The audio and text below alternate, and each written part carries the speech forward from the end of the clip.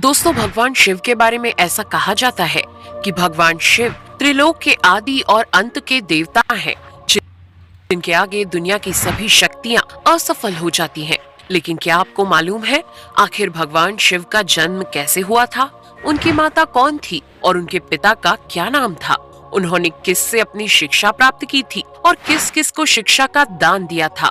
अगर नहीं तो चलिए, क्योंकि इस वीडियो के माध्यम से हम आपके इन्हीं सभी सवालों का जवाब देने वाले हैं, इसलिए प्लीज इसे स्किप किए बिना एंड तक जरूर देखना।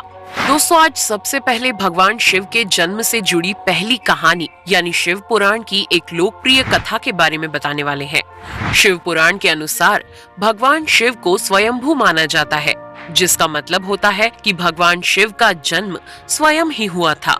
यानी कि इससे एक बात तो साफ हो जाती है कि ना ही भगवान शिव की कोई माता है और ना ही उनके कोई पिता हैं। इसी कारण से भगवान शिव पंच तत्वों से भी परे हैं, जिस कारण से इन्हें मृत्यु का भी कोई भय नहीं है और इनकी मृत्यु कभी नहीं हो सकती। पर अब बात करते हैं विष्णु पुराण में बताई गई भगवान शिव के जन्म से जुड़ी हुई एक और कहानी के बारे में।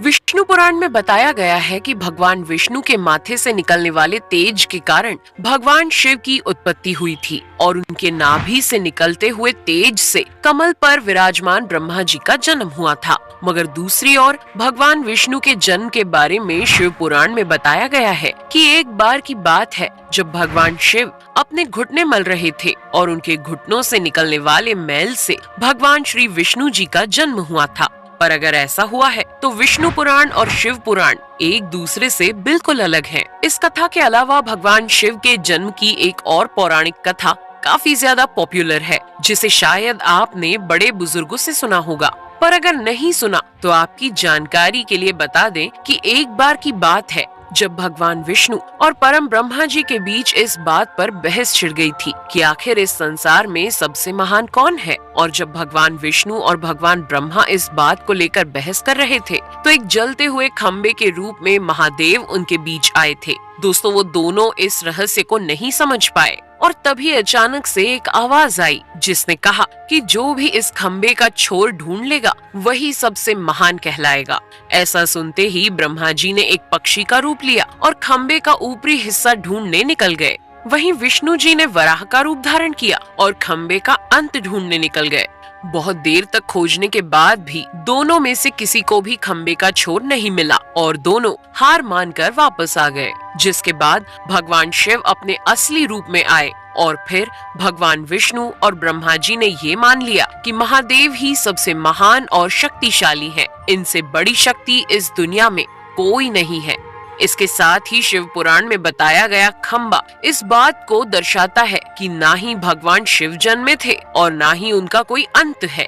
और एक कारण तो यही है कि भगवान शिव को स्वयंभू कहा जाता है, यानी भगवान शिव का अंत है ही नहीं, वे अमर हैं। अब हम बात करते हैं भगवान शिव से जुड़े एक ऐसे विषय के बारे में जो सबसे ज्यादा प्रसिद्ध है कि क्या भगवान ब्रह्मा भगवान शिव के पिता हैं? जी हाँ, इनकी ये कहानी लोगों के बीच काफी प्रसिद्ध है। तो आपको बता दें कि आखिर किस प्रकार भगवान शिव ने ब्रह्मा पुत्र के रूप में जन्म लिया था। इसके पीछे विष्णु पुराण की एक पौराणिक कथा है, जिसके अनुसार जब धरती, आकाश, पाताल या कहें पूरा यूनिवर्स जलमग्न यानी पानी में डूबा हुआ था, तब भगवान विष्णु के अलावा कोई भी देव या प्राणी इस संसार में नहीं था। तब केवल विष्णु ही जल सतह पर अपने शेष नाग पर लेटे हुए नजर आ रहे थे। जिसके बाद उनकी नाभि से कमल की डंडी पर ब्रह्मा जी प्रकट हुए और जब भगवान ब्रह्मा और भगवान विष्णु इस यूनिवर्स से संबंधित बातें कर रहे थे तब भगवान शिव प्रकट हुए, जिसके बाद ब्रह्मा ने उन्हें पहचानने से इनकार कर दिया। इस कारण से भगवान शिव रूठ गए और उनके रूठ जाने के कारण भगवान विष्णु ने उन्हें दिव्य दृष्टि प्रदान कर ब्रह्मा जी को भगवान शिव की याद दिलाई। जिसके बाद भगवान ब्रह्मा को अपनी गलती का एहसास हुआ और शिव से क्षमा मांगते हुए उन्होंने उनसे अपने पुत्र रूप में पैदा होने का आशीर्वाद मांगा। जिस कारण से भगवान शिव ने भगवान ब्रह्मा की प्रार्थना को स्वीकार करते हुए उन्हें ये आशीर्वाद दे दिया। लेकिन इसके बाद जब भगवान ब्रह्मा ने इस सृष्टि की रचना शुरू की तो उन्हें एक बच्चे की जरूरत पड़ी और तब उन्हें भगवान शिव का आशीर्वाद ध्यान आया। जिसके लिए भगवान ब्रह्मा ने तपस्या की और बालक के रूप में भगवान शिव उनकी गोद में रोते हुए प्रकट हुए। आपको बता दें कि ये भगवान शिव का एकमात्र बाल रूप है। जब भगवान ब्रह्मा ने उनके रोने का कारण पूछा तो उन्होंने बताया कि उनका कोई नाम नहीं है। तब भगवान ब्रह्मा ने भगवान शिव का नाम रुद्र रख दिया, जिसका मतलब होता है रोने वाला। पर इसके बावजूद भी भगवान शिव चुप नहीं हुए, इसलिए ब्रह्मा ने उन्हें दूसरा नाम दिया। पर शिव को वो नाम भी पसंद नहीं आया और फिर भी वे चुप नहीं हुए। इस तरह शिव को चुप कराने के लिए भगवान ब्रह्मा ने भगवान शिव को 108 नाम दिए थे, जो रुद्र, शर्व, भाव, उग्र, भीम, पशुपति, ईशान और महादेव जैसे नाम थे। और शिव पुराण के अनुसार उनके ये नाम पृथ्वी पर लिखे गए थे। इसके बाद बात आती है श्रीमद् देवी महापुराण की। तो श्रीमद् देवी महापुराण में भगवान शिव की माता और पिता के बारे में बताया गया है। श्रीमद् देवी महापुराण के अनुसार देखा जाए तो एक बार जब भगवान नारद जी ने अपने पिता भगवान ब्रह्मा जी से पूछा कि इस सृष्टि का निर्माण किसने किया है, साथ ही भगवान विष्णु, भगवान शिव और आपके माता पिता कौन है, तब भगवान ब्रह्मा जी ने नारद जी को त्रिदेवों के जन्म के बारे में बताया। जो बताया वो वाकई चौंका देने वाली बात थी। दरअसल उन्होंने कहा कि देवी दुर्गा और शिव स्वरूप ब्रह्मा के योग से ब्रह्मा, विष्णु और महेश का जन्म हुआ था। यानी प्रकृति का रूप लिए माँ दुर्गा ही हम तीनों की माता है और ब्रह्मा यानी काल सदाशिव हमारे पिता है।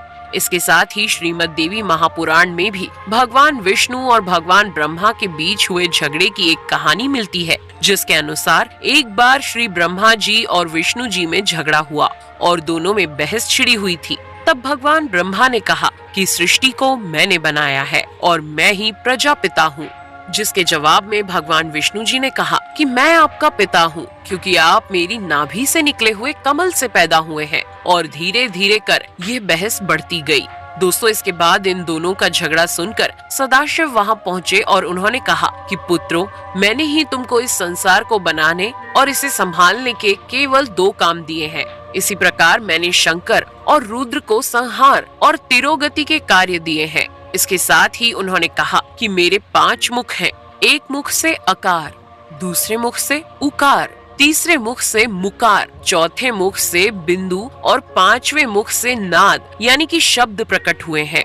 उन्हीं 5 को एक साथ मिलाकर देखा जाए तो एक अक्षर ओम बनता है, जिसे आज हम सभी भगवान शिव के मूल मंत्र के रूप से जानते हैं। इतना कहने के बाद भगवान ब्रह्मा और विष्णु दोनों ही समझ गए कि भगवान शिव से ज्यादा शक्तिशाली इस दुनिया में कुछ भी नहीं है और दोनों ने भगवान शिव को प्रणाम किया और चले गए। चलिए दोस्तों, अब जब आप भगवान शिव के बारे में इतना तो जान ही चुके हैं, तो क्या आपको पता है कि आखिर भगवान शिव ने किससे शिक्षा प्राप्त की थी और उनके गुरु कौन थे? हम जानते हैं शायद ही इसका जवाब आप में से किसी को पता होगा, पर जिन्हें नहीं पता उन्हें बता दें कि भगवान शिव स्वयं इस संसार के गुरु माने जाते हैं, जिन्होंने इस संसार में गुरु शिष्य की परंपरा की शुरुआत की थी। लेकिन अगर सवाल आता है कि आखिर भगवान शिव किसके गुरु थे, तो आपको जरूर जान लेना चाहिए कि हिंदू धर्म के ग्रंथ कहते हैं कि ब्रह्मा जी और शिव जी इस संसार के सबसे पहले गुरु हैं, जिन्होंने गुरु शिष्य के इस रिश्ते की शुरुआत की थी।